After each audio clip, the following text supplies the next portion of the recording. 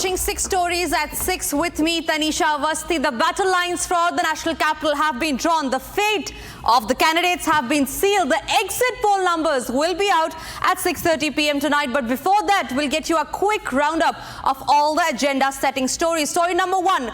Who will win the battle for the national capital? We'll get you the election-related controversies and the latest voter turnout numbers. Story number 2. A young woman, hotel owner in Mukkam, Kerala, jumped from the first floor to escape an alleged rape attempt, and there is clinching evidence in the case. Story number 3. We'll get you a glimpse of Prime Minister Modi's spiritual journey in Mahakumbh today. And we'll also tell you about how TDT has removed all non-Hindu employees, and we have a TDT member live with us on that. Also, we'll tell you what is India's stand on United States removing the illegal Indian migrants. And finally, President Donald Trump has made another remark on Gaza that has stirred a massive controversy. Those are the 6 stories that are lined up for you today. But first, we'll start up with the national capital polls. Now, the battle lines have been drawn. The fate of the candidates have been sealed in a triangular contest for the national capital between the BJP, the Congress and the Aam Aadmi Party. The 3 parties made a final push today. Here's all that you need to know.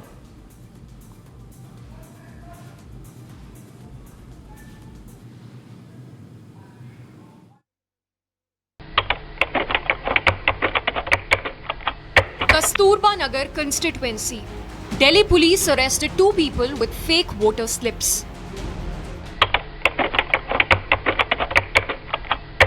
In Greater Kailash constituency, Saurabh Bharadwaj engaged in an altercation with police.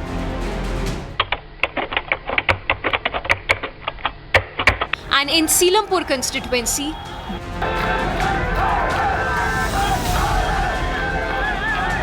BJP claimed fake votes were cast by burqa-clad women, a claim that was refuted by Delhi police.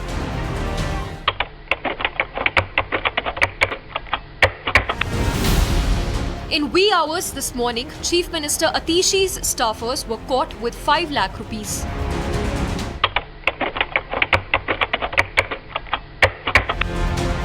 AAP MLA Amantullah, who once again found himself in the eye of controversy, this time for violating Model Code of Conduct.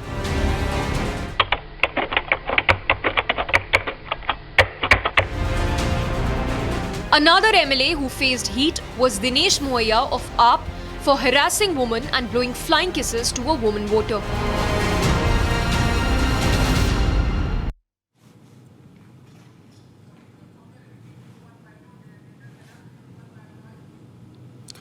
I have my colleagues Soumya and Gopi joining me on the broadcast. Soumya, first to you. You are reporting outside Sandeep Dikshit's residence.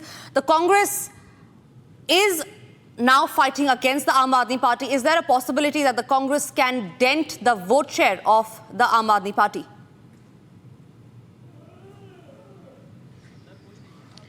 Well, yes, Tanisha, it is out in open that Congress has very openly fought this election against Aam Aadmi Party. If you remember, a few months before the election dates were even announced, there was a slight possibility, there were few rumors doing the rounds that Congress and Aam Aadmi Party could come into an alliance as far as the Delhi Assembly elections are concerned. But that day itself, it was made clear by the Aam Aadmi Party Supremo Arvind Kejriwal that there are no talks of alliance underway. With that, with each passing day, we saw Congress how it cornered Aam Aadmi Party, Arvind Kejriwal and other top leadership of Aam Aadmi Party on various issues, be it right from the Yamuna cleanliness. This issue was picked up not just by BJP, not just by Election Commission on the claims that were made by the Aam Aadmi Party Supremo Arvind Kejriwal, but also by Congress. So for sure, there's a high possibility see that Congress fighting this election against Aam Aadmi Party out and open can affect the vote share, because remember, as far as this particular constituency, the New Delhi constituency is concerned, time and again this has been reiterated, mentioned that what a high profile constituency this is. Every time we see a chief ministerial face coming from this particular constituency, Sandeep Dixit is one of the important important candidate fighting from this constituency for Congress. So for sure, Congress fighting this election against Aam Aadmi Party out and open can affect the voter share for Aam Aadmi Party. Back to you. Soumya, stay with me. I'm also being joined by Gopi, who is reporting live from Greater Kailash. Gopi, you have been there on the ground whole day. What are the key issues that the voters are casting their votes on? Well, in fact, this is the constituency which is the cosmopolitan center of Delhi. So, Tanisha, we've been speaking with the voters throughout the day, and what we've understood from them is it basically they want Yamuna Rejuvenation Project to be handled, as well as there are many issues regarding sewerage and drainage facilities which are there here in Greater Kailash constituency, where Aam Aadmi Party candidate Saurabh Bharadwaj is contesting from. Now, this particular polling booth where Saurabh Bharadwaj was going to come here to cast his vote had two issues. We've witnessed two issues since morning. One was regarding him leveling allegations against the Delhi police towards breaking the norm of putting barricades before 200 meters, to which Delhi police has refuted all the claims of Saurabh Bharadwaj. While previously in the day, early in the morning, the another allegation which was leveled by Saurabh Bharadwaj was that there was a natural light was missing from where the EVMs were kept in at this particular polling booth. So these are the issues which we've come across from this very place. Back to you, Tanisha. Right, Gopi and Soumya, thank you very much for joining us on the broadcast. We move on to the other stories that we're tracking now. A young woman hotel worker in Mukkam, Kerala, jumped off from the first floor to escape an alleged rape attempt by her employer and two staff, as her cries for help went unheard as she jumped from the building, in which she sustained several injuries. Now, we also know that one accused was arrested while two remain absconding. According to the family, a video recorded just before the incident shows the hotel owner and staff harassing the woman. While the purported video for help, we will refrain from putting that out, that was recorded just moments before she jumped from the hotel building. We're also being joined by Navya Haridas. She is the BJP Mahila Morcha State General Secretary. Navya, it is a gut-wrenching incident that has come to light from Kerala. What is your take on that? Definitely it is. We know that it's Mandal of Srimati Priyanka Gandhi. The incident happened on 1st of February, and all the video clippings and everything, the documents were given by the family to the state police on 2nd of February itself. But the arrest happened only yesterday, it's clear that the police are standing by the side of the accused. The prime accused, we know, Mr. Devdas, the owner of the hotel, has been arrested. But there are two more culprits being accused to be arrested more. So this hotel, we know that it's not obeying all the, construction formalities. The infrastructure is not good. They are claiming that it's a motel, but it's not following the demands of the infrastructure of a proper hotel itself. And the incident that happened is so pathetic that it happened in the workplace. That woman, the cry and all that witnessed, all the witnesses are saying, and that the video, from the video itself, it's very clear that the hotel owner and two of his colleagues had tried to rape her, and she was trying to escape from that, and there was no option for her rather than jumping from the building. Navya, thank you very much for speaking to Republic. Meanwhile, we also learned that the BJP is protesting against the state government in this regard. Let's listen in to what the demand is.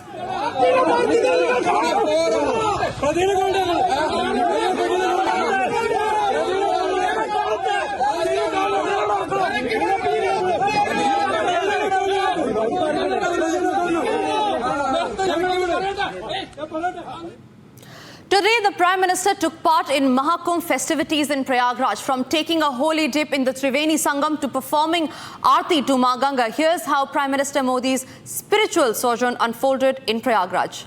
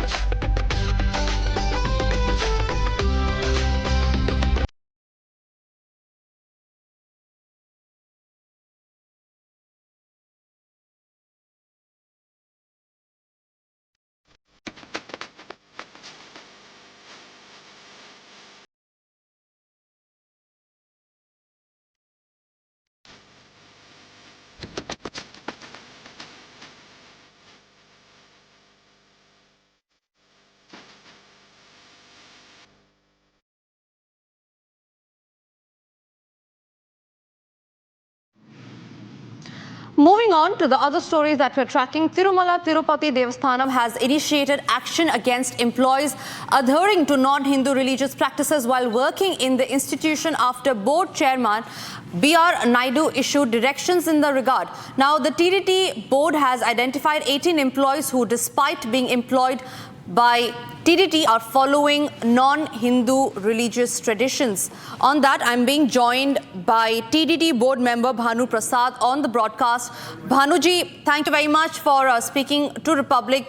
What are the reasons for which the TDT has issued this circular right now?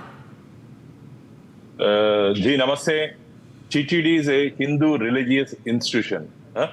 Either approximately 7,000 permanent employees and 16 to 17,000 temporary employees.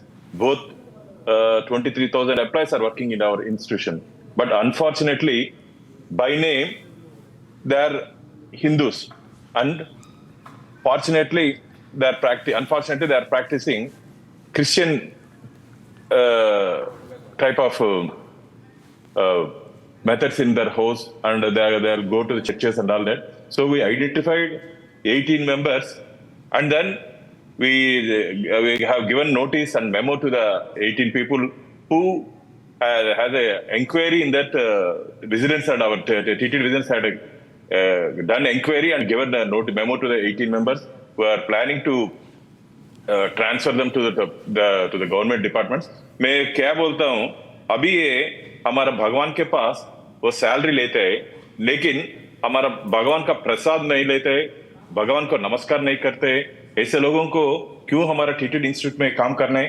अभी Andhra Pradesh act है, TTD act 30 of 1987, इसमें लिखा है non-Hindus, we don't need the non-Hindu services in our institution.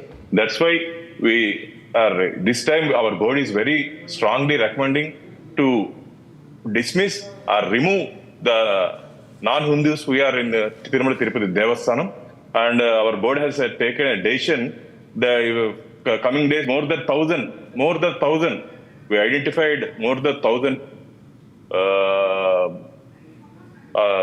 our employees by name Hindus, but practicing Christian type of activities. That's why TTD has taken a very strong decision. We are removing and we are transferring non-Hindus from our institution. Right. Bhanu Prasad, thank you very much for speaking to Republic. Strict actions they're taken by the TDT. Meanwhile, moving on, a C-17 United States military aircraft carrying first batch of 104 illegal Indian immigrants landed in Amritsar, marking President Donald Trump's stringent action on crackdown on the migrants. This is also Trump's first crackdown on country's migrants after assuming charge of the Oval Office. Here's a report on that. In a sweeping move reflecting Trump administration's stringent immigration policies, a United States military aircraft, C-17, carrying batch of 104 illegal Indians landed in Punjab's Amritsar. As per reports, most of these deportees were residents of Haryana, Gujarat and Punjab, while 2 were from Uttar Pradesh and Chandigarh and 1 from Maharashtra. The flight, which took off from Texas, also carried 45 US officials to oversee the entire deportation procedure. This marks the first such deportation to India under President Trump's renewed crackdown on illegal immigration.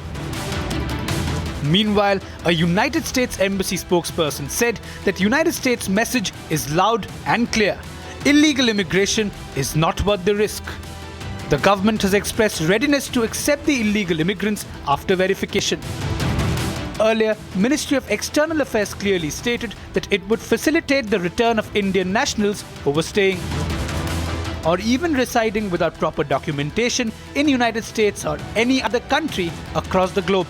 India is firmly opposed to illegal migration, especially as it is linked to other forms of organized crime. As part of India-US migration and mobility cooperation, both sides are engaged in a process to deter illegal migration, while also creating more avenues for legal migration from India to the US. We are keen to continuing this cooperation. At the same time, Government of India would need to do the required verification, including nationality of the concerned individuals before they are deported to India. The first round of deportation of illegal Indians coincide with Prime Minister Modi's visit to the United States, who is scheduled to hold a bilateral meeting with US President Donald Trump at Washington next week. With Donald Trump's 2.0 stand on trade tariffs to its crackdown on illegal immigrants, President Donald Trump has made another remark on Gaza that has stirred a massive controversy. The United States President has stated that the country will take over the Gaza Strip and deploy American troops in the region if required. Take a look at this detailed report for more details. As Israeli Prime Minister Benjamin Netanyahu visited the US, President Donald Trump has made a big statement on Gaza. President Donald Trump has said that US will soon take over the Gaza Strip and will also deploy American troops in the territory if required. We'll do what is necessary. If it's necessary, we'll do that. We're going to take over that piece, we're going to develop it, create thousands and thousands of jobs, and it'll be something that the entire Middle East can be very proud of. But everybody feels that continuing the same process that's gone on forever, over and over again, and then it starts, and then the killing starts, and all of the other problems start, and you end up in the same place, and we don't want to see that happen. So, Israeli Prime Minister Benjamin Netanyahu, who was a part of the press conference, also hailed President Trump's plans to reform the Gaza Strip. I mentioned again tonight our 3 goals, and the third goal is to make sure that Gaza never poses a threat to Israel again. President Trump is taking it to a much higher level. He sees a different future for that piece of land that has been the focus of so much terrorism, so many attacks against us, so many trials and so many tribulations. Hamas militant groups swiftly condemned the proposal as a recipe for creating chaos and tension in the region. The proposal has sparked strong opposition from various nations, stirring concerns that it will complicate the ongoing ceasefire and will deepen the Israeli-Palestinian conflict. Turkey Foreign Minister Hakan Fidan has condemned the proposal. Şimdi biz bu sorunu kalıcı olarak çözmek için Filistinlilere bulundukları topraklar üzerinde devlet hakkı tanınsın, iki devletli çözümle artık bu ihtilafa, bu çatışmaya bir son verilsin fikrini savunurken tam da bunun aksine başka bir teklifle gelmek aslında tarihi iyi okumamak demektir. Saudi Arabia has also condemned the move, saying that they reject the infringement of the rights of the Palestinian people. While the situation seems to be precarious, it comes amid the ongoing truce deal and hostage exchange between the earlier warring Israel and Hamas. And yes, it is a triangular battle between the BJP, the Aam Aadmi Party and the Congress in the national capital. The exit poll numbers are with Republic and we'll put that out at sharp 6:30 p.m. Up next is Shravan and Abhishek and Niranjan with the exit poll numbers sharp at 6:30. Don't go anywhere.